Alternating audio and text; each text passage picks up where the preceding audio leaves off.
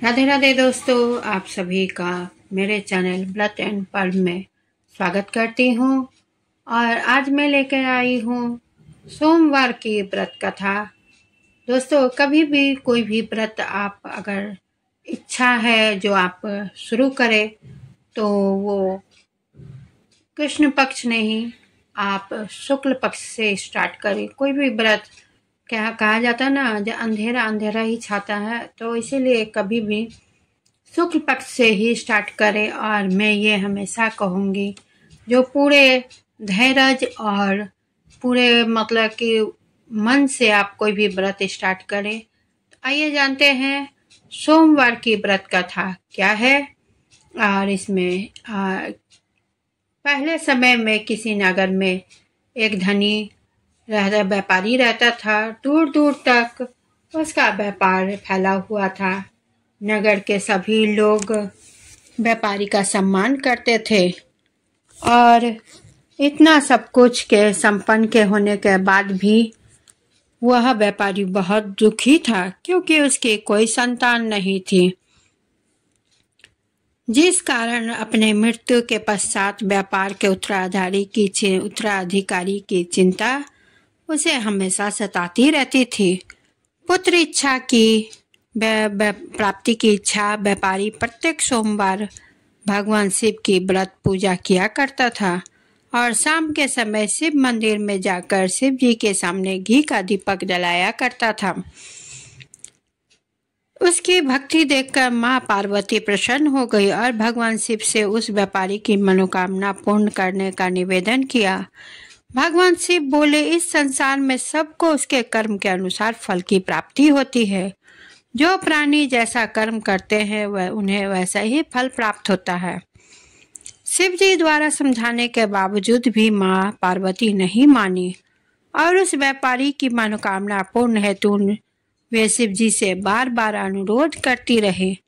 अंत में माता के आग्रह को देखकर भगवान भोलेनाथ को उस व्यापारी को पुत्र प्राप्ति का वरदान देना ही पड़ा। वरदान के देने के पश्चात भोलेनाथ माँ पार्वती से बोले, आपके आग्रह पर मैंने पुत्र प्राप्ति का वरदान तो दे दिया है, परंतु इसका पुत्र मात्र 16 वर्ष से ही अधिक समय तक ही जीवित नहीं रहेगा। उसी रात भगवान शिव उस व्यापारी के स्वप्न में आए और उसे पुत्र प्राप्ति का वरदान दिया और उसके पुत्र के 16 वर्ष तक ही जीवित रहने की भी बात बताई। भगवान के वरदान से व्यापारी को खुशी तो बहुत हुई, लेकिन वह पुत्र की अल्प आयु की चिंता में भी उसे खुशी को नष्ट कर दिया। व्यापारी पहले की तरह सोमवार के दिन भगवान शिव का विधिवत व्रत करता रहा। कुछ महीनों के बाद उसके घर अति सुंदर बालक का जन्म हुआ। घर में खुशियां भर गई। बहुत धूमधाम से पुत्र जन्म का समारोह मनाया गया, परंतु व्यापारी को पुत्र जन्म की अधिक खुशी नहीं हुई, क्योंकि उसे पुत्र के अल्प आयु के रहस्य का पता था। जब वह 12 वर्ष का हुआ तो व्यापारी ने उसे उसके मामा के साथ पढ़ने के लिए वाराणसी भेजा। लड़का अपने मामा के साथ शिक्षा प्राप्ति हेतु चल दिया। रास्ते में जहाँ भी मामा भांजा विश्राम हेतु रुकते, वहीं यज्ञ और ब्राह्मणों को भोजन कराते। लंबी यात्रा के बाद मामा और भांजा एक नगर में पहुंचे। उस दिन नगर के राजा की कन्या का विवाह था, जिस कारण वे पूरे नगर को सजाया गया था।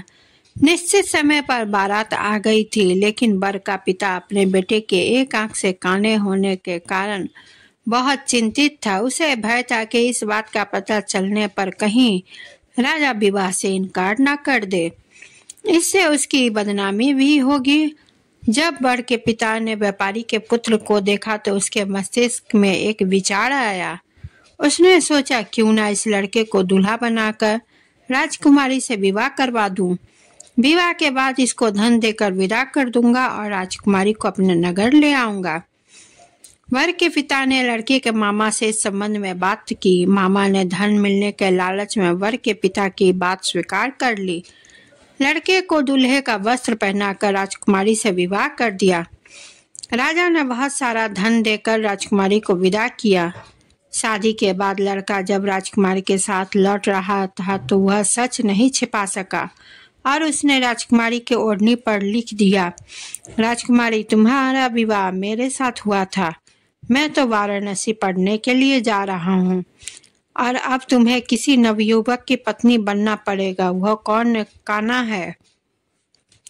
जब राजकुमारी ने अपनी ओढ़नी पर लिखा हुआ पढ़ा तो उसने काने लड़के के साथ जाने से इनकार कर दिया। राजा सब बातें जानकर राजकुमारी को महल में रख लिया।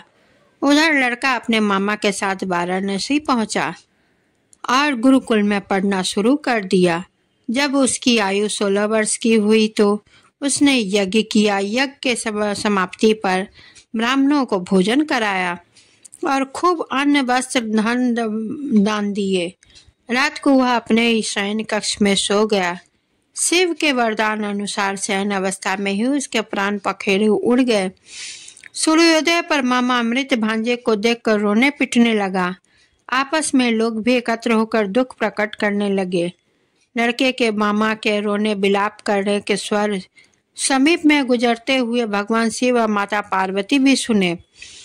पार्वती ने भगवान से कहा, हे प्राणनाथ, मुझे इसके रोने के स्वर सहन नहीं हो रहे हैं। आप इस व्यक्ति का कष्ट को अवश्य दूर करें। भगवान शिव ने पार्वती के साथ अदृश्य रूप में समीप जाकर देखा तो भोलेनाथ पार्वती से बोले, यह तो उसी व्यापारी का पुत्र है जिसे मैंने 16 वर्ष की आयु का वरदान दिया था। उसकी आयु पूरी हो गई है।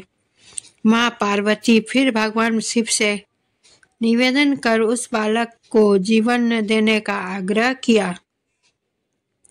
माता पार्वती के आग्रह पर भगवान शिव ने उस लड़के को जीवित होने का वरदान दिया। कुछ ही पल में वह जीवित होकर उठ बैठा। शिक्षा समाप्त करके लड़का मामा के साथ अपने नगर की ओर चल दिया। दोनों चलते हुए उस नगर में पहुंचे जहां उसका विवाह उस राजकुमारी के साथ हुआ था। उस नगर में भी यज्ञ का आयोजन किया गया। समीप से ही गुजरते हुए नगर के राजा ने यज्ञ का आयोजन देखा और उसने तुरंत ही लड़के और उसके मामा को पहचान लिया। यज्ञ के समाप्त होने पर राजा मामा और लड़के को महल में ले गया। कुछ दिन पहले उन्हें महल में रखकर बहुत सा धन वस्त्र आदि देकर राजकुमारी के साथ विदा कर दिया।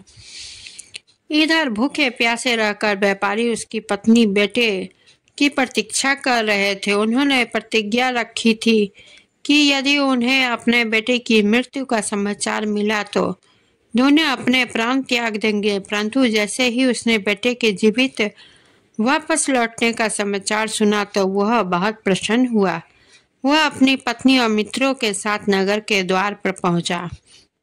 अपने बेटे के विवाह का समाचार सुनकर पुत्र वधू राजकुमारी को देखकर उसकी खुशी का ठिकाना न रहा। उसी रात भगवान शिव ने व्यापारी के स्वप्न में आकर कहा, हे श्रेष्ठी, मैंने तेरे सोमवार के व्रत करने और व्रत कथा सुनने से प्रसन्न होकर तेरे पुत्र को लंबी आयु की वरदान की है। पुत्र की लंबी आयु जानकर व्यापारी बहुत प्रसन्न हुआ। सोमवार का व्रत करने से व्यापारी के घर में खुशियां लौट आई। शास्त्रों में लिखा है कि जो स्त्री पुरुष सोमवार का विधिवत व्रत करते हैं और व्रत कथा सुनते हैं उनकी सभी इच्छाएं मनोकामनाएं महादेव पूर्ण करते हैं। इसी के साथ मैं आप लोगों से विनम्र निवेदन करती हूँ, आप सभी को मेरी वीडियो अच्छी लगी हो तो लाइक शेयर और कमेंट ज़रूर कीजिएगा और चैनल को सब्सक्राइब कीजिएगा और नोटिफिकेशन बेल को क्लिक करना बिल्कुल ना भूलें। इसी के साथ मैं विदा लेती हूँ। धन्यवाद।